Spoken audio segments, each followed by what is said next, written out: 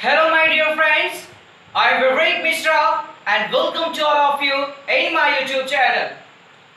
As you perfectly know that we are going to discuss about transformation, and in transformation we are discussing about change of voice, and in change of voice we are discussing about special rules. हमने general rules को completely पढ़ लिया है। जो tense का rule था जो हम करते आए हैं, बाई का होता है सब्जेक्ट को ऑब्जेक्ट, ऑब्जेक्ट को सब्जेक्ट, ये सारे टेंस के रूल हमने पढ़ लिया। ठीक है, हम स्पेशल रूल पढ़ रहे हैं और आते हैं उसमें आता है चेंज ऑफ वॉइस में। ये आपका है इंपरेटिव सेंटेंस से रिलेटेड। ठीक है, कि आपका सेंटेंस कैसा होना चाहिए। अब आपका सेंटेंस टेंस पर डिपेंड नहीं होगा। अब आपका सेंटेंस जो पहली बात मैं बताऊंगा वो होना चाहिए इंपरेटिव सेंटेंस। तो पहले क्लियर करना कि सेंटेंस क्या होगा आपका। अब इंपरेटिव सेंटेंस होगा। अब आपका सेंटेंस क्या होगा, इंपरेटिव सेंटेंस होगा। और यदि अब रूल सुनिएगा इंपरेटिव सेंटेंस पर। इंपरेटिव सेंटेंस क्या है मैंने अच्छे से बताया है आपको। नरेशन वाली वीडियो में मैंने अच्छे से इंपरेटिव को डिस्कस किया था, तो इसलिए बताने की जरूरत है नहीं ज्यादा। मतलब कि इसमें तीन चीजें होती हैं, ऑर्डर, एडवाइस और रिक्वेस्ट। चलिए इंपरेटिव सेंटेंस पर पहला हम रूल लेते हैं। रूल है कि यदि एक्टिव सेंटेंस से ऑर्डर और कमांड के भाव का बोध होता है, यदि एक्टिव सेंटेंस से ऑर्डर और कमांड के भाव का बोध होता है, कोई इंपरेटिव सेंटेंस हो और उससे ऑर्डर आए या कमांड रहे, यानी कि कोई सेंटेंस इंपरेटिव सेंटेंस में जिससे आपको ऑर्डर लगे या कमांड किया जाता है, तो उस तरह के सेंटेंस को आप पैसिव में कैसे बनाओगे। यदि कोई दिया हुआ इंपरेटिव सेंटेंस से आपको कमांड और ऑर्डर का बोध होता है, तो उसे आप इस तरह से इंपरेटिव सेंटेंस में कन्वर्ट करोगे। Let plus main word plus be plus main verb की third form plus other word. क्या मतलब, अगर कोई इंपरेटिव सेंटेंस रहेगा तो उसे let plus main word plus be plus main verb की third form plus other word पर डिपेंड करके हम उसे एक्टिव से पैसिव बनाएंगे। तो मेन वर्ब की थर्ड फॉर्म आप सब में करते आए हो, लेट लगाओगे, मेन वर्ड का मतलब जो उसका सब्जेक्ट होगा, फिर यहाँ पे बी लगा के मेन वर्ब की थर्ड फॉर्म, फिर जो बचा हुआ वर्ड रहेगा। हम एग्जांपल लेते हैं पहले इसमें। देखिए जैसे है switch on the light, switch on the light. Okay, मैंने क्या कहा, आप क्या करोगे, इससे आपको ऑर्डर का बोध हो रहा है। ऑर्डर क्या होती है, एडवाइस क्या होता है, मैंने कंफर्म से बताया था कि बड़ा व्यक्ति छोटे को आदेश देगा, बड़ा छोटे को आदेश देता है और छोटा बड़े से रिक्वेस्ट करेगा तथा समान वाले एक दूसरे को एडवाइस देते हैं। तो ये चीज तो मैं पहले बता चुका हूं आपको। ये आपका ऑर्डर है, स्विच ऑन द लाइट। मैंने क्या कहा, ऐसे आपको इंपरेटिव बनाना है तो पहले क्या करोगे, लेट लोगे। चलिए लेट, फिर मेन वर्ड क्या है, किस मेन वर्ड, स्विच ऑन किसको करना है, लाइट को। तो लाइट के लिए सब कुछ है, लेट द लाइट, ये आपका सब्जेक्ट है, लेट द लाइट। फिर कह रहा है बी, फिर लगाया बी, फिर कह रहा है मेन वर्ब की थर्ड फॉर्म, वर्ब आपका ये है स्विच, हो गया स्विच्ड, और ऑन आपका अदर वर्ड के रूप में रखे लेते हो आप। Let the light B switched on. Clear है ना, कोई दिक्कत नहीं है, केवल फार्मूले पे रखना है। तो इसको आप याद करिएगा, कुछ नहीं है, लेट प्लस मेन वर्ड या let plus subject plus be plus main verb की third form plus other words. एक एग्जांपल और लेते हैं, जैसे open the door, open the door. ठीक है, कमांड है जैसे ये, तो क्या करेंगे, लेट, डोर को लेंगे, let the door be third form में ओपन। तो क्लियर है ना, कुछ नहीं करना है। क्या होगा, इंपरेटिव सेंटेंस में यदि ऑर्डर एडवाइस का बोध होता है तो उसे आप इस फॉर्मूले पर रखोगे, किसपे, let plus main word plus be plus main verb की third form plus other word. Clear है ना। चलिए हाँ, चलिए देखिए अब बात करता हूं रूल 8 की। मैंने इसके पहले ही बताया, यदि एक्टिव वॉइस के इंपरेटिव सेंटेंस से आपके ऑर्डर या कमांड का बोध होता है तो आप क्या करोगे, मैंने फॉर्मूला आपको बताया। और यदि आप इंपरेटिव सेंटेंस से, एक्टिव वॉइस के इंपरेटिव सेंटेंस से यदि एडवाइस का बोध होता है, आपको लगता है कि एडवाइस है, तो आप क्या करोगे। यदि किसी एक्टिव वॉइस के सेंटेंस से एडवाइस का बोध होता है, if there is any sentence of active voice and we are going to transform into passive voice, if we observe that the sentence means any advice, then what we do, we have to follow this formula now. Okay, अब यदि किसी sentence से आपको क्या करता है, आपको कोई सेंटेंस दिया है, ट्रांसफॉर्म करना है एक्टिव से पैसिव में, और उस सेंटेंस से इंपरेटिव सेंटेंस का वह सेंटेंस है और उससे एडवाइस का बोध होता है, तो उसे अगर आप पैसिव वॉइस में कन्वर्ट करोगे तो आपको इस फार्मूले का यूज करना होगा। मेन वर्ड यानी कि subject plus should be plus main verb की थर्ड फॉर्म। छोटा छोटा सेंटेंस होता है इंपरेटिव का। एग्जांपल लेते हैं तो फार्मूला आपका समझ में आपको आएगा। जैसे एग्जांपल अगर लिया जाए इसके लिए, हाँ, हेल्प दी हेल्पलेस, हेल्प दी हेल्पलेस इंपॉर्टेंट है ये, इसको ध्यान भी दीजिएगा। हेल्प द हेल्पलेस को ट्रांसफॉर्म करना है इनटू पैसिव वॉइस, क्या करोगे, मैंने बताया जो मेन वर्ड होगा उसको पकड़ोगे। हेल्पलेस, यहाँ द हेल्पलेस आपका मेन वर्ड है, उठाया हमने द हेल्पलेस को, दी हेल्पलेस, फिर क्या क्या है इसने, शुड बी लगाओगे, लगा दिया हमने, द हेल्पलेस शुड बी, फिर जो वर्ब होगी ये रही आपकी हेल्प वर्ब, उसको थर्ड फॉर्म में कन्वर्ट कर दिया हेल्प। तो क्लियर है ना, help the helpless, he helpless, the helpless should be help. अगर यहीं पे नॉट लग जाए, not, do not help the helpless, तो क्या हो जाएगा, डोंट हेल्प द हेल्पलेस। अगर इंपरेटिव सेंटेंस नेगेटिव होगा तो क्या होगा, इसको भी ध्यान देना, इसी बी के पहले नॉट लग जाएगा, should not be helpless.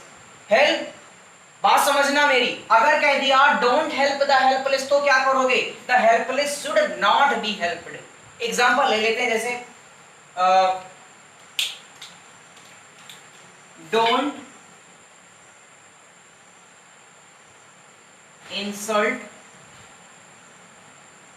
The elders. Okay, example है, मेन वर्ड आपका द एल्डर्स है, मैंने लिया द एल्डर्स।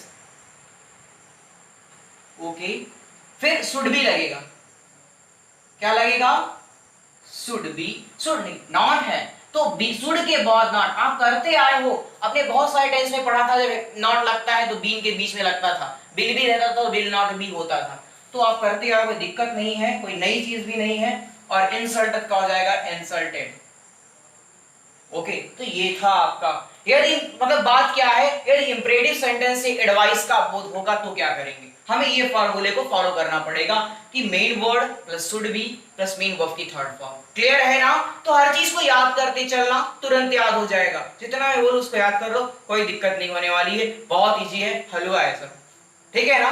चलिए, हाँ देखिए रूल 9। अब यदि इंपरेटिव सेंटेंस प्लीज और काइंडली शब्द से स्टार्ट होता है, किससे स्टार्ट होता है, प्लीज या काइंडली शब्द से स्टार्ट होता है। मैंने पहले भी बताया था, यदि प्लीज और काइंडली शब्द आते हैं तो वह क्या होता है, रिक्वेस्ट होता है। इन दोनों वर्ड का यूज हमेशा रिक्वेस्ट के लिए होता है। प्लीज और काइंडली शब्द से कोई सेंटेंस स्टार्ट हो या एंड हो, प्लीज काइंडली शब्द स्टार्टिंग में आए या लास्ट में आए, मतलब कहीं भी आए प्लीज काइंडली शब्द इंपरेटिव सेंटेंस में, तो वह उससे रिक्वेस्ट का बोध होता है, उससे रिक्वेस्ट का बोध होता है। और उसे अगर आपको पैसिव में कन्वर्ट करना है तो इस फॉर्मूले का आपको यूज करना है। क्या यूज करना है, अगर इंपरेटिव है तो पहली बात ये आती है कि no use of please, no use of please and no use of kindly, इन दोनों का जो यूज होता है इसे आप नहीं करोगे ट्रांसफॉर्मेशन करते समय, ठीक है ना। तो प्लीज काइंडली शब्द से स्टार्ट होता है, चाहे ये अंत होगा, स्टार्टिंग में आएगा तब भी हटा देना है, शुरुआत पीछे आता है तब भी हटा देना है।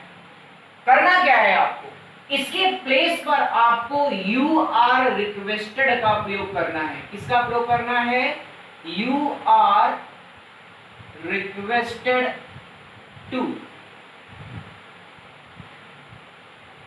यू आर रिक्वेस्टेड टू का प्रयोग करोगे आप प्लीज काइंडली को हटाकर, और इसका स्ट्रक्चर भी यही है, you are requested to plus rest word except please and kindly. यानी कि कहने का मतलब इसका है, rest word except please kindly का मतलब ये है प्लीज और काइंडली को छोड़ करके जितना सेंटेंस रहेगा पूरा लिख देना है। किसके साथ, यू आर रिक्वेस्टेड टू के साथ। क्या कह रहा है ये कि यू आर रिक्वेस्टेड टू लिखने के बाद प्लीज काइंडली को छोड़ करके rest word except please and kindly, please kindly को छोड़ करके कोई सेंटेंस को उतार देना है। वैसे प्लीज काइंडली को हटाओगे, उसके प्लेस पर लिखोगे you are requested to. Example लेता हूं तब समझ में आएगा। जैसे है please give me a book, please give me a book में क्या बताया, प्लीज काइंडली को हटा लेना है। इसको हटाओगे, इसके प्लेस पर क्या लिखोगे, प्लेस की बात नहीं, स्टार्ट यहीं से करना है, प्लीज वहां पर रहेगा तब भी ये लिखेंगे, you are requested to rest word except please and kindly, please को छोड़ा, जितना बचा है उतार देंगे, गिव मी अ बुक, बस बात खत्म। एक और लेते हैं, जैसे कहता है सिट डाउन काइंडली, ओके क्या करोगे, काइंडली को हटा देना है, ट्रांसफॉर्म करना है, तो आप क्या लोगे, you are requested to sit down. तो कंफर्म है ना रूल क्या कह रहा है, ठीक है। प्लीज काइंडली को हटाना है, यू और रिक्वेस्टेड का प्रयोग करके, और रेस्ट अदर वर्ड जो आपका रहता है। देखिए कुछ टेक्निकल खराबी के कारण, थोड़ा प्रॉब्लम के कारण वीडियो अपलोड नहीं कर पाया था। लगभग 4-5 दिन के बाद मैं वीडियो डाल रहा हूँ। इसको काफी दिक्कत भी होगी मैं मानता हूँ, क्योंकि प्रॉब्लम थी, जिसकी वजह से आज मैं आपको प्रोवाइड करा रहा हूँ वीडियो। आप जुड़े रहिए हमारे चैनल के साथ। अगर मेरे चैनल पे पहली बार आए हो तो सब्सक्राइब करना, ठीक है, और वीडियो अच्छी लग रही है तो लाइक भी करना। चलिए, हाँ देखिए, यदि इंपरेटिव सेंटेंस, रूल 10 है कि यदि इंपरेटिव सेंटेंस अब जो होगा वह लेट से स्टार्ट हो, यानी कि कोई इंपरेटिव सेंटेंस होगा वो किससे स्टार्ट होगा, लेट से स्टार्ट होगा। यदि लेट से स्टार्ट हो और उसका स्ट्रक्चर हो let plus indirect object plus main verb की first form plus direct object, उसका स्ट्रक्चर क्या हो, let plus indirect object plus main verb की first form plus direct object. अब आपके दिमाग में ये आना चाहिए what is direct object and what is indirect object. Okay, देखिए, perfectly we know that object will be divided into two parts. First we have to clear that what is object, upon which the work is done, that's called object. And object will be divided into two parts, direct object and indirect object. Okay, object will be divided into two parts, direct object and indirect object. Object वह होता है जिस पर कार्य किया जाता है। अब बात आती है डायरेक्ट क्या है, इनडायरेक्ट क्या है। डायरेक्ट ऑब्जेक्ट जितनी भी आपकी थिंग्स होती हैं, वस्तुएं होंगी, वो आपकी डायरेक्ट ऑब्जेक्ट होंगी, और पर्सन जो होते हैं प्रोनाउन के, वो आपके इनडायरेक्ट ऑब्जेक्ट के अंतर्गत आते हैं, ऑब्जेक्टिव केस। तो यहां पर इनडायरेक्ट ऑब्जेक्ट का जो जितने आपके पर्सन आपने पढ़ा है, जैसे अस, यू, मी, हर, हिम, ये सब आपकी किसके अंतर्गत आएंगे, इनडायरेक्ट ऑब्जेक्ट के। और डायरेक्ट ऑब्जेक्ट के अंतर्गत बुक, चेयर, टेबल जो भी होता है, जितनी वस्तुएं होती है वो डायरेक्ट ऑब्जेक्ट के अंतर्गत रखी गई है और ये डायरेक्ट ऑब्जेक्ट के अंदर। अब तो ये क्लियर हो गया ना कि डायरेक्ट ऑब्जेक्ट क्या है और इनडायरेक्ट ऑब्जेक्ट क्या है, ठीक है। अब बात आती है यदि किसी सेंटेंस का structure let plus indirect object plus main verb की first form plus direct object के स्ट्रक्चर पर आधारित होगा और तब उसे आपको पैसिव में कन्वर्ट करना है, तो क्या करेंगे, उसे आप पैसिव में कन्वर्ट करोगे तो उसका स्ट्रक्चर होगा let plus direct object plus be plus main verb की third form plus by plus indirect object. करना क्या, डायरेक्ट ऑब्जेक्ट को आप लेट के बाद ला के रख दोगे, पहले यहां पर इनडायरेक्ट ऑब्जेक्ट रहेगा, वहां पर आप डायरेक्ट पुट कर दोगे, उसके बाद बी का यूज करोगे जो आप हर एम्बेडेड सेंटेंस में अभी तक करते आए हो। फिर जो मेन वर्ब की फर्स्ट फॉर्म थी हमेशा आप मेन वर्ब की थर्ड फॉर्म में कन्वर्ट करते हो, बाई का यूज यहां पर होगा। मैंने पूरे एम्बेडेड सेंटेंस में अभी तक आपको बताया कि एम्बेडेड सेंटेंस क्या होता है। जितने एम्बेडेड सेंटेंस होते हैं उसमें यू छुपा रहता है, यू जो होगा इंपेरेटिव सेंटेंस में यू छुपा रहता है, ठीक है। इंपेरेटिव सेंटेंस में क्या होता है, आपका यू छुपा रहता है लेकिन आप बाई यू कहीं नहीं करोगे, लेकिन यहां पर आपको करना पड़ेगा by plus indirect object. Example लेते हैं, कंफर्म हो जाएगा ये। जैसे let me do this work, let me do this work. देखिए लेट प्लस मी क्या है, मी आपका direct object plus do main verb की first form plus this work, ये आपका मी क्या है, मैंने बताया जितने पर्सन होंगे वो इनडायरेक्ट, सॉरी ये let plus indirect object plus main verb की first form plus this work आपका क्या हो गया, ये आपका डायरेक्ट ऑब्जेक्ट हो गया। अब इसको कन्वर्ट करना है, क्या करेगा, फॉर्मूले पे पुट करते हैं तुरंत। देखिए लेट प्लस डायरेक्ट ऑब्जेक्ट ये रहा दिस वर्क, बी डू को करोगे done by me, let this work be done by me. Clear है ना, कुछ नहीं। ऐसे एक एग्जांपल लेते हैं,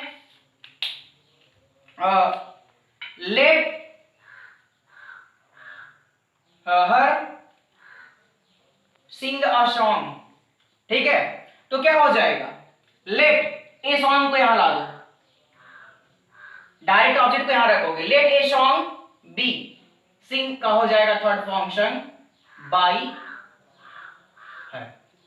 क्लियर है ना, समझ में आया। चलिए वीडियो अच्छी लगी हो तो लाइक करना।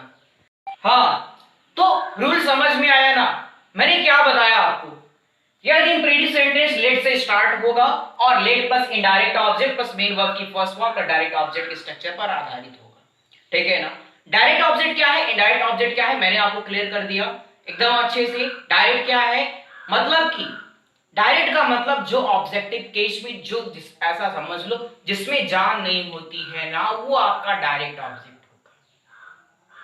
और इनडायरेक्ट होगा हम आप पर्सनल प्रोनाउन के जितने भी आपके मतलब कि प्रोनाउन जो होगा वो सब क्या होगा, इनडायरेक्ट ऑब्जेक्ट को इंट्रोड्यूस करता है, बाकी सब डायरेक्ट ऑब्जेक्ट को इंट्रोड्यूस करते हैं। तो ये सारे रूल समझ में आए। अभी बड़े सेंटेंस में काफी रूल्स है, देखिए अभी एक रूल बचेगा इसी में, अगर लेट अस आ जाएगा तो उसके लिए स्पेशल रूल है, अपवाद है क्या, यदि स्ट्रक्चर लेट अस से हो, लेट मी होगा, लेट कुछ भी हो सकता है, बट अस के लिए दूसरा रूल है, उसको हम बताएंगे आपको अगले वीडियो में। लेकिन तब तक के लिए आप हमारे चैनल के साथ बने रहिए, और अगर आप मेरे चैनल पे पहली बार आए हो ना तो सब्सक्राइब करना और बेल आइकन को दबाना, जिससे आने वाली हर वीडियो की लेटेस्ट अपडेट आप सबके पास पहुंचती रहे, और जुड़े रहिए हमारे चैनल के साथ, ठीक है। तो that's all, love you all, फिर मिलेंगे, बाय बाय।